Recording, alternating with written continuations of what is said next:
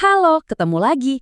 Hari ini kita bakal kupas tuntas nih sebuah aturan yang super penting buat semua sekolah di Indonesia. Apa itu? Juknis Dana BOSP tahun 2026. Nah, ini bisa dibilang kayak kitab sucinya kepala sekolah dan bendahara loh. Wajib dipegang erat-erat biar semua operasional sekolah aman dan lancar. Pasti sering banget kan kepikiran gimana sih caranya biar dana bantuan sekolah itu benar-benar efektif. Biar setiap rupiahnya itu lari ke peningkatan mutu siswa, bukan cuma habis buat urusan administrasi doang. Nah, Juknis yang baru ini datang sebagai jawaban. Kerennya, Juknis ini ngasih kita kerangka kerja yang jelas banget buat ngadepin tantangan itu. Oke, ini dia peta perjalanan kita hari ini. Pertama, kita cek dulu apa aja yang baru di Juknis 2026. Terus, kita kenalan sama 3 wajah dana BOSP biar nggak salah kaprah. Lanjut, kita masuk ke intinya nih. Duitnya boleh dipakai buat apa aja. Dan yang terakhir, tapi paling krusial, gimana cara lapor yang benar biar aman dari sanksi. Siap? Yuk kita mulai. Oke, kita mulai dari dasarnya dulu ya. Sebelum ngomongin yang teknis-teknis banget, kita perlu paham dulu nih, kenapa sih peraturan ini diupdate? Apa sebetulnya goal besar pemerintah dengan Juknis 2026 ini? Jadi, dana BOSP itu apaan sih sebenarnya? Kalau lihat di pasal 1, bahasanya kan dana alokasi khusus non-fisik. Nah, gampangnya gini aja. Ini tuh duit dari pemerintah buat ngebayarin semua kebutuhan operasional sekolah, tapi di luar gaji PNS ya. Contohnya, ya buat beli buku, bayar listrik, internet, bahkan sampai hal kecil kayak beli spidol. Pokoknya biar dapur sekolah tetap ngebul. Penting nih buat dicatat. Aturan ini bukan dibikin dari nol loh. Ini tuh updatean penting dari Juknis yang lama. Tujuannya apa? Buat beresin 2 masalah utama, akuntabilitas sama ketepatan sasaran. Jadi, pemerintah mau mastiin dananya itu nyampe ke sekolah yang benar-benar butuh dan dipakai buat hal-hal yang dampaknya paling kerasa buat siswa. Nah, setelah kita paham tujuannya, sekarang kita lihat. Ternyata dana BOSP itu nggak cuma satu macam loh. Banyak yang ngira gitu, padahal salah. Ada 3 wajah dana yang beda-beda. Dan ini penting banget kita kenali, biar pas bikin rencana dan make dananya kita nggak salah jalur. Coba lihat tabel ini ngebantu banget buat bedain ketiganya. Jadi, pertama ada BOSP reguler. Ini dana rutin buat operasional sehari-hari yang didapat semua sekolah yang lolos syarat. Kedua, ada dana kinerja.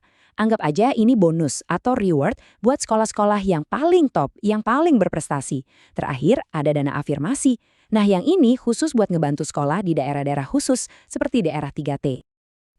Tapi buat dapat dana ini ada syaratnya ya, nggak bisa asal. Anggap aja ini checklist wajib yang nggak boleh kelewat. Apa aja? 1. Wajib punya NPSN. 2. Data Dapodik harus udah paling update sebelum 31 Agustus. 3. Rekening bank harus atas nama sekolah, bukan nama pribadi ya, ini penting banyak. Dan 4. Khusus buat sekolah swasta, izin operasionalnya harus aktif. 1 aja dari 4 ini bolong, wah dananya bisa nggak cair. Jadi pastiin semuanya aman. Oke, sekarang kita masuk ke bagian yang paling ditunggu-tunggu nih. Jantungnya peraturan ini. Duitnya udah ada, terus boleh dipakai buat apa aja sih? Nah, di sini kita bakal bedah tuntas aturan mainnya, mana yang wajib, mana yang boleh, dan mana yang dilarang keras. Nah, ini dia salah satu aturan yang paling digarisbawahi di Juknis baru. Wajib ya, ini bukan pilihan lagi. Minimal 10% dari dana BOS reguler itu harus dialokasikan buat perpustakaan. Termasuk buat beli buku-buku baru. Kenapa ini penting banget? Ini nunjukin kalau pemerintah serius banget mau ningkatin literasi. Biar setiap sekolah itu punya gudang ilmu yang isinya keren dan up to date buat anak-anak. Sekarang kita ngomongin soal honor. Di sini ada pagu atau batas maksimal yang jelas banget. Buat sekolah negeri, catat nih, maksimal cuma 20% dari dana yang boleh buat bayar honor. Kalau sekolah swasta, lebih longgar sedikit, bisa sampai 40%. Angka ini krusial banget pas bikin anggaran. Jangan sampai kelewat batas ya. Tapi tenang, di luar aturan wajib dan batasan tadi, dananya tuh fleksibel banget kok. Bisa dipakai buat macam-macam, mulai dari urusan PPDB, kegiatan belajar, ekstrakurikuler, bayar listrik, internet, sampai perbaikan kecil-kecilan. Tapi ada satu kunci emasnya. Apa itu? Semua pengeluaran tadi wajib kudu mesti masuk dalam RKAS. Kalau nggak ada di RKAS, ya maaf-maaf itu nggak boleh dibayarin pakai dana OSP. Simpel kan? Oke, jadi poin utamanya begini. Bisa ngegunain dana dengan benar, itu baru separuh perjalanan. Separuhnya lagi apa? yang ngelaporinnya dengan benar dan tepat waktu, plus ngejauhin semua larangan yang ada. Nah sekarang kita intip aturan main soal lapor-melapor ini. Ada 2 tanggal keramat nih yang wajib dilingkari di kalender. Pertama, 31 Juli. Ini deadline buat laporan tahap I. Dan ini kuncinya loh, telat lapor yang ini, dana buat tahap I bisa-bisa macet, nggak cair. Jadi jangan sampai kelewat ya. Tanggal keramat kedua adalah 31 Januari tahun depannya, buat laporan total setahun penuh. Terus gimana kalau telat? Ya ada sanksinya dong, dan sanksinya ini berjenjang. Makin telat, makin gede potongannya. Lihat nih, telat lapor di bulan Februari, dana tahun depan dipotong 2%. Telatnya sampai Maret, potongannya nambah jadi 3%. Paling parah, kalau baru lapor antara April sampai Juni, siap-siap aja dana dipotong 4%. Ini bukan ancaman ya, ini beneran kejadian dan langsung motong jatah dana sekolah tahun berikutnya. Biar makin gamblang, ini dia perbandingan langsungnya. Mana yang boleh dan mana yang haram. Yang boleh, ya jelas, susun RKAS, pakai dana sesuai aturan, lapor yang transparan. Nah, yang dilarang keras nih, jangan pernah, sekali lagi, jangan pernah transfer dana BOSP ke rekening pribadi atau minjemin dana itu ke orang lain. Satu lagi yang unik, dilarang beli software pelaporan keuangan. Loh kenapa?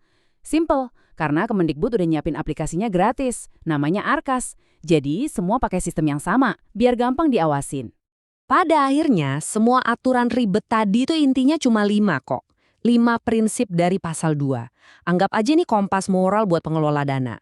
Tiap kali mau keluarin duit, tanya dulu, ini udah fleksibel, efektif, efisien, dan yang paling penting, udah akuntabel dan transparan, belum? Kalau kelima-limanya bisa dijawab iya, berarti Anda udah di jalan yang lurus. Nah, kita udah bedah semuanya, dari hulu ke hilir. Pertanyaan terakhir sekarang bukan buat saya, tapi buat kita semua, buat Anda para pengelola sekolah. Dengan panduan yang makin jelas dan sistem yang lebih ketat ini, siapkah sekolah Anda memaksimalkan dana BOPSPIS 2026 demi anak didik kita? Ingat, persiapan terbaik dimulai dari sekarang, bukan nanti.